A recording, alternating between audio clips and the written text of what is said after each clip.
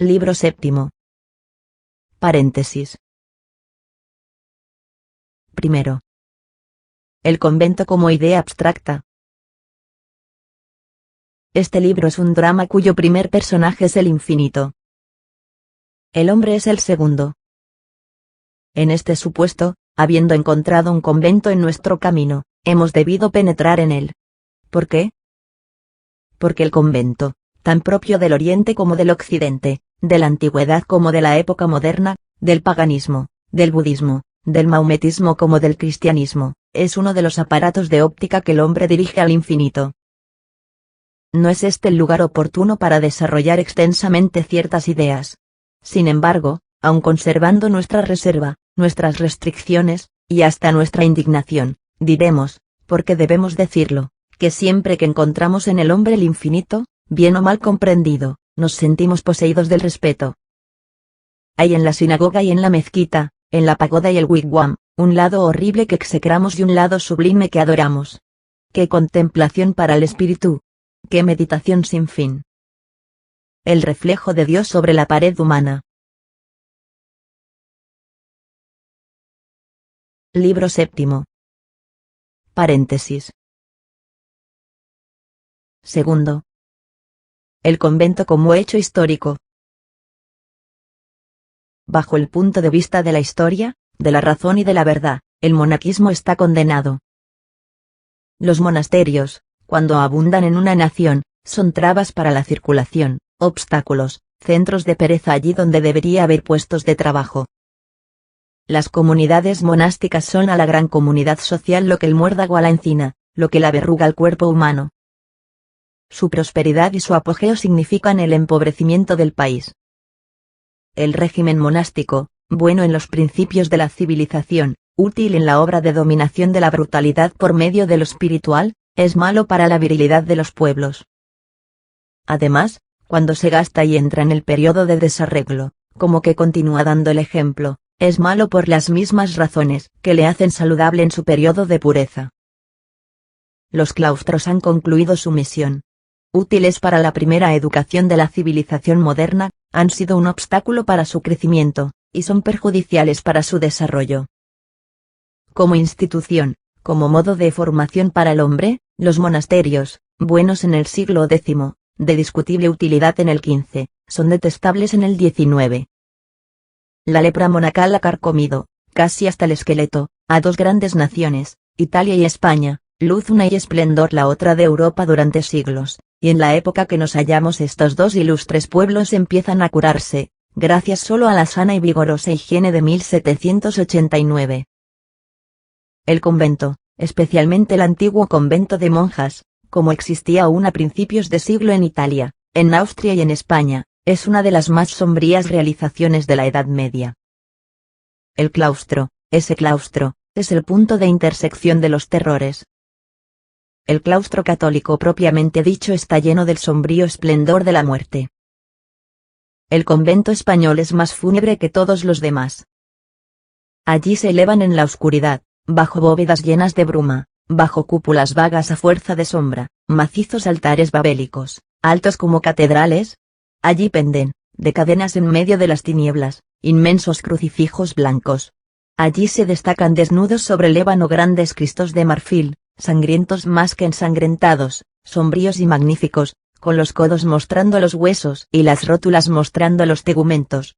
La carne por las llagas, coronados de espinas de plata, clavados con clavos de oro, con gotas de sangre de rubíes en la frente y lágrimas de diamantes en los ojos. Los diamantes y los rubíes parecen mojados, y hacen llorar, abajo, en la sombra, a seres cubiertos con un velo, que tienen el cuerpo martirizado por el cilicio y por la disciplina de alambre, el pecho desollado por los zarzos y las rodillas desolladas por la oración. A mujeres que se creen esposas, a espectros que se creen serafines. ¿Piensan acaso estas mujeres? No. ¿Quieren? No. ¿Aman? No. ¿Viven? No. Sus nervios se han convertido en huesos, sus huesos se han convertido en piedras. Su velo está tejido de la noche.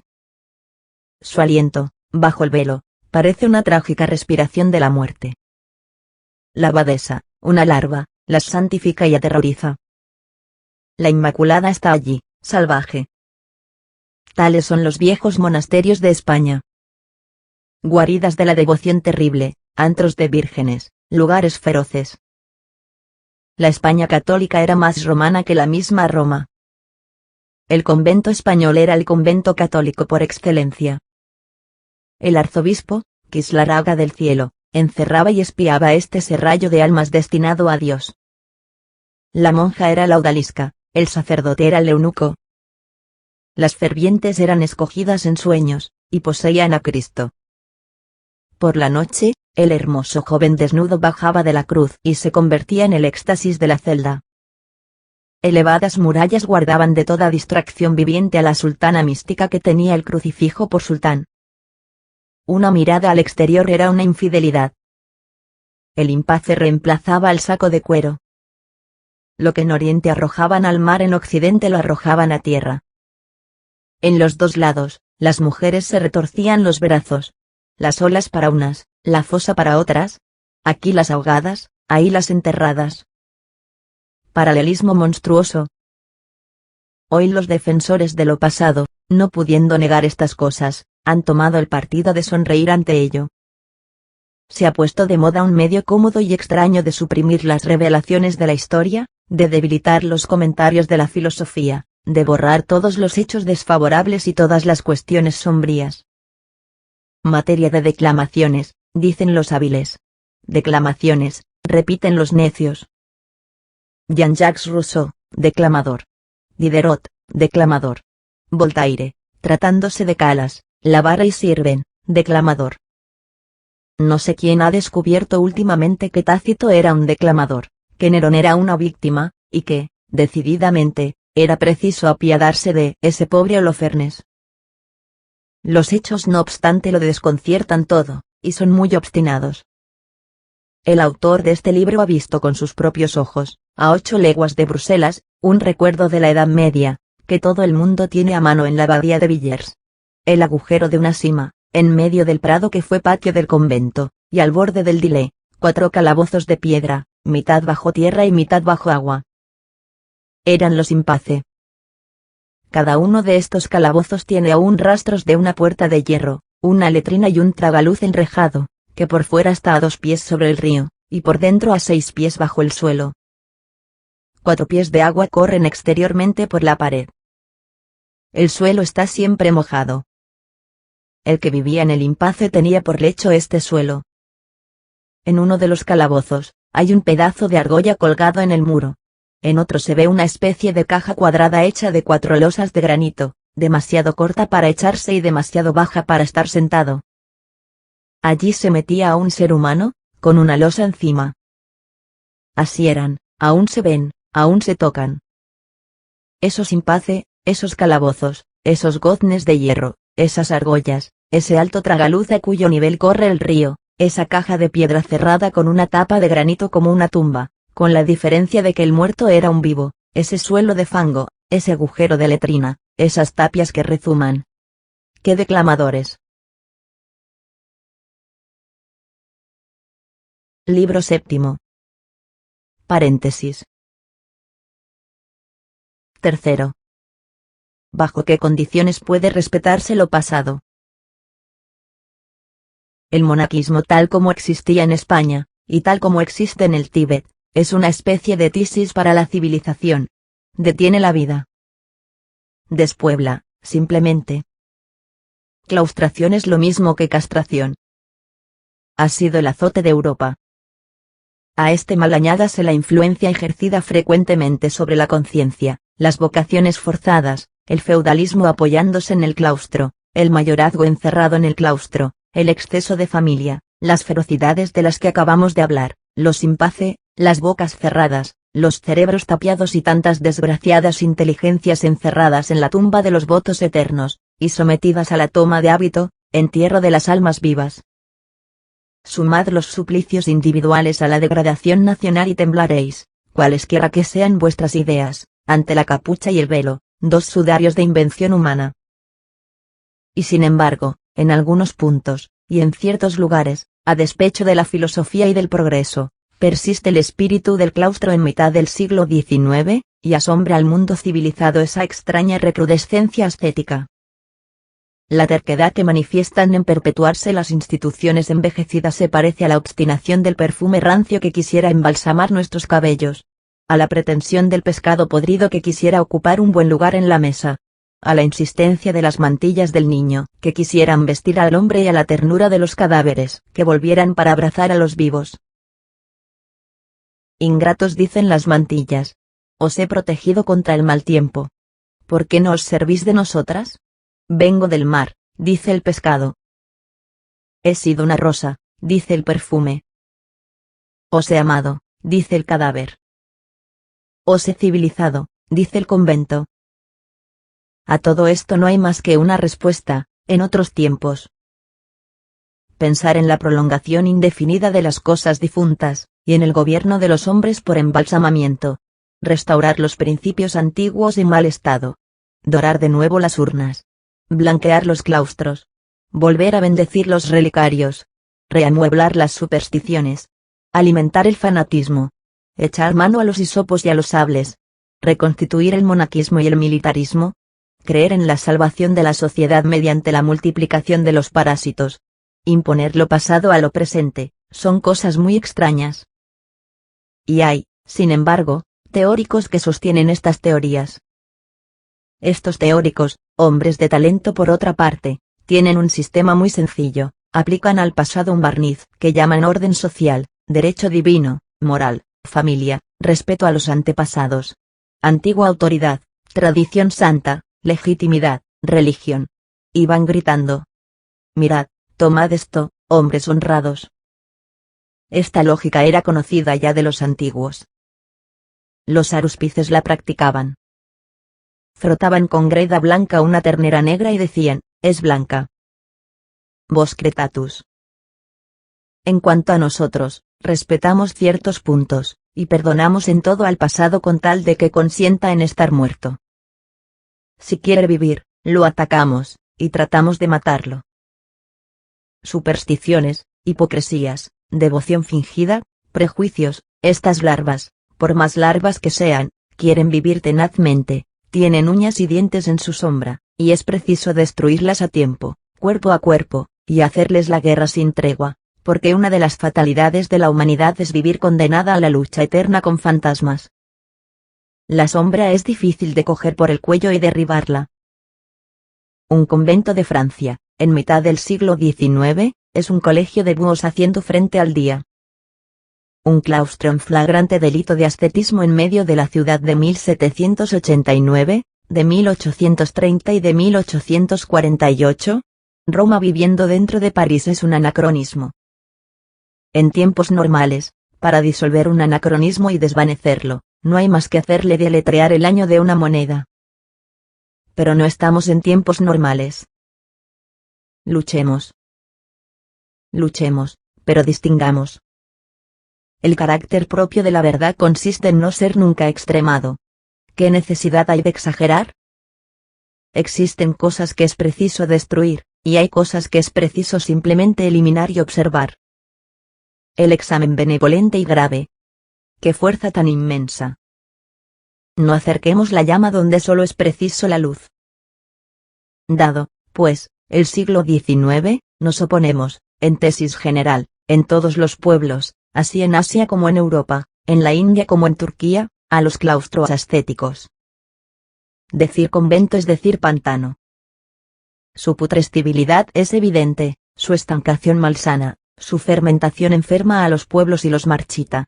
Su multiplicación llega a ser plaga de Egipto. No podemos pensar sin estremecernos, en estos países en que los faquires, los bonzos, los santones, los caballeros, los moravitos, los talapuinos y los derviches pululan como gusanos. Dicho esto, la cuestión religiosa subsiste. Esta cuestión tiene cierto aspecto misterioso, casi temible.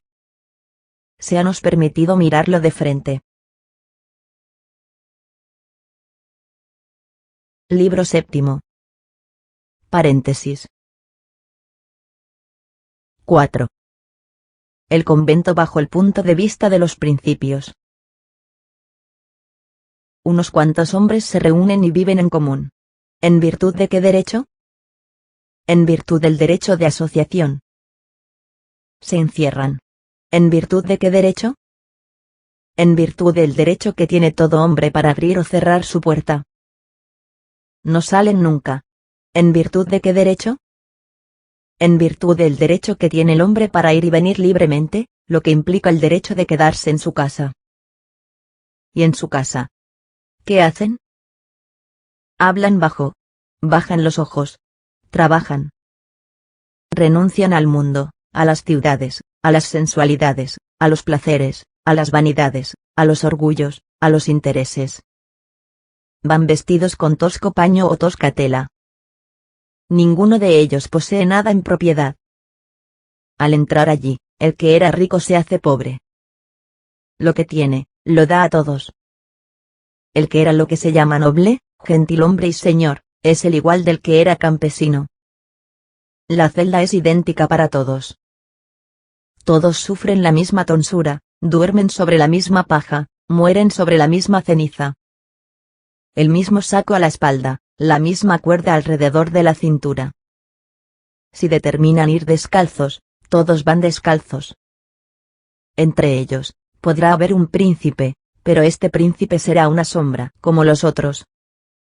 Allí no hay títulos. Los nombres de familia han desaparecido. No llevan más que nombres de bautismo. Han disuelto la familia carnal y constituido en su comunidad la familia espiritual. No tienen otros parientes que todos los hombres. Socorren a los pobres, cuidan a los enfermos. Eligen a aquellos a quienes obedecen. Se dicen unos a otros, hermano mío. Aquí me interrumpiréis, diciendo. Pero ese es el convento ideal. Basta con que sea el convento posible para que sea el que debo considerar. Esta es la causa de que en el libro anterior haya hablado de un convento con respeto. Prescindiendo pues de la Edad Media, de Asia, de la cuestión histórica y política que nos hemos reservado tratar, considerando esta cuestión desde el punto de vista estrictamente filosófico, fuera de esta esfera de la polémica militante, y con la condición de que la vida monástica sea absolutamente voluntaria y no encierre más que consentimientos, consideraré siempre la comunidad del claustro con una cierta gravedad atenta, con deferencia en algunos puntos. Donde hay comunidad, hay asociación. Donde hay asociación, hay derecho. El monasterio es el producto de la fórmula, igualdad, fraternidad. ¡Oh! ¡Qué grande es la libertad! ¡Qué espléndidas transfiguraciones realiza! La libertad basta para convertir el monasterio en república. Continuemos. Pero estos hombres o estas mujeres, que viven encerrados entre cuatro paredes, que se visten de tosco buriel, que son iguales, que se llaman hermanos, ¿hacen algo más? Sí. ¿Qué? Contemplan la sombra, se ponen de rodillas y juntan las manos. ¿Qué significa esto? Libro séptimo. Paréntesis. Quinto. La oración. Oran. ¿A quién? A Dios. Orar a Dios. ¿Qué significa esto? ¿Hay un infinito fuera de nosotros? Este infinito es uno, inmanente, permanente, necesariamente sustancial, puesto que es infinito, y si la materia le faltase, esa sería una limitación. Necesariamente inteligente porque es infinito, y si le faltase algo de inteligencia, ¿sería finito? Este infinito despierta en nosotros la idea de esencia, mientras que nosotros no podemos atribuirnos a nosotros mismos más que la idea de existencia. En otros términos, ¿no es lo absoluto, frente a lo cual somos lo relativo? Al mismo tiempo que existe un infinito fuera de nosotros, ¿no hay otro infinito dentro de nosotros?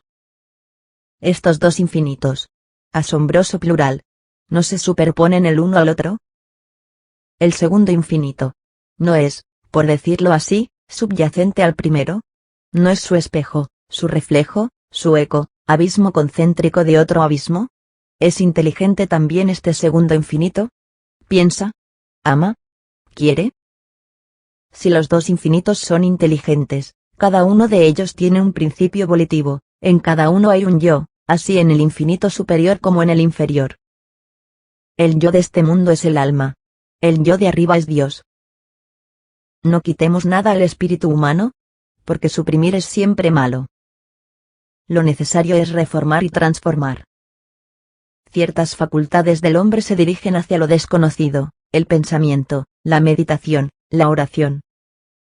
Lo desconocido es un océano. ¿Y cuál es la brújula de este océano? La conciencia. El pensamiento, la meditación y la oración son fulgores misteriosos.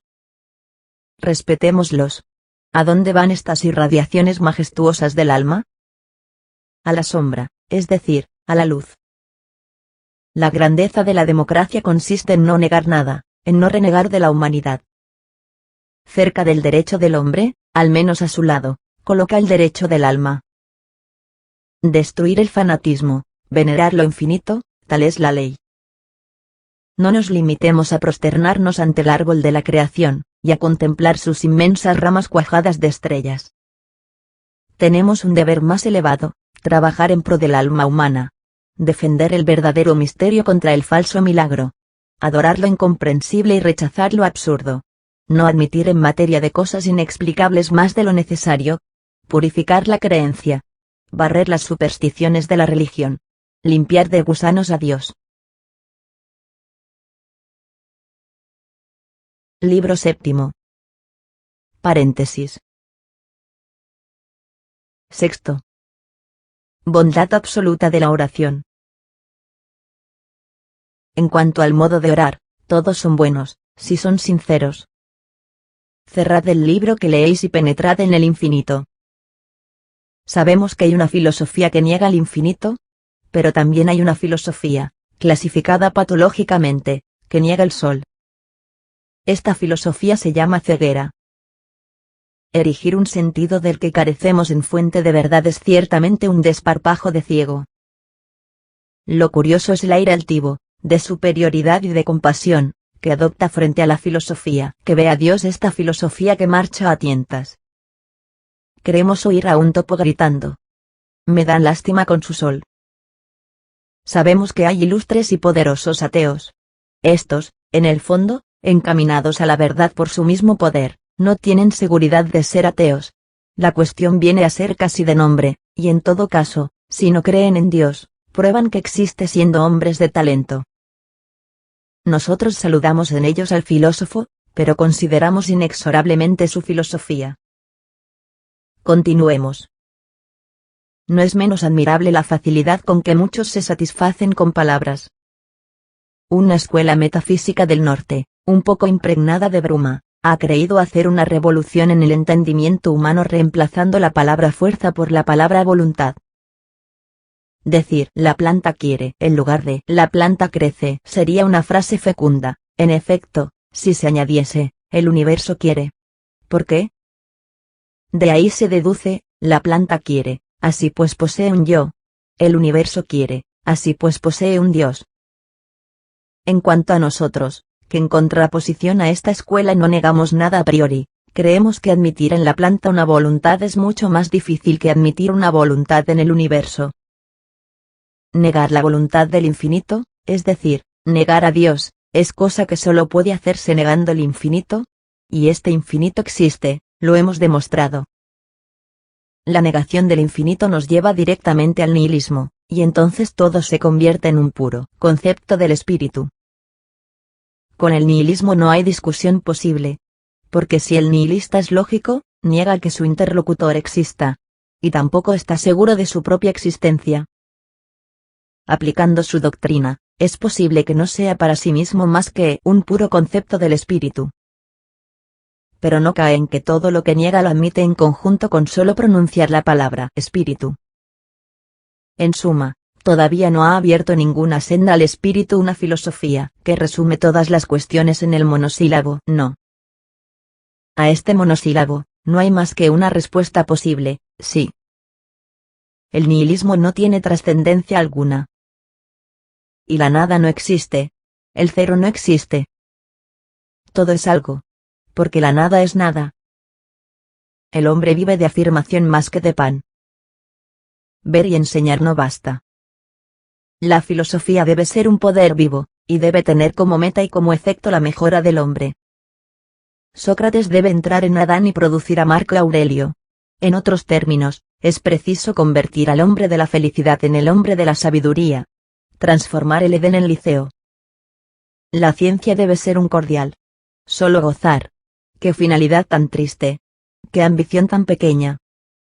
Los brutos gozan. Pero, pensar ese es el verdadero triunfo del espíritu. La misión de la filosofía real es poner el pensamiento al alcance de la sed de los hombres.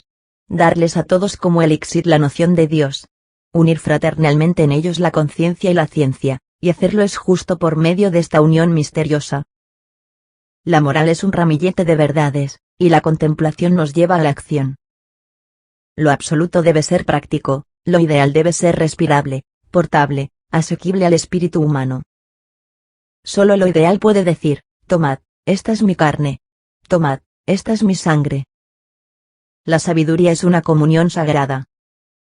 Solo bajo esta condición deja de ser un amor estéril de la ciencia para convertirse en el modo único y soberano de la unión humana, y pasar de ser filosofía a ser religión.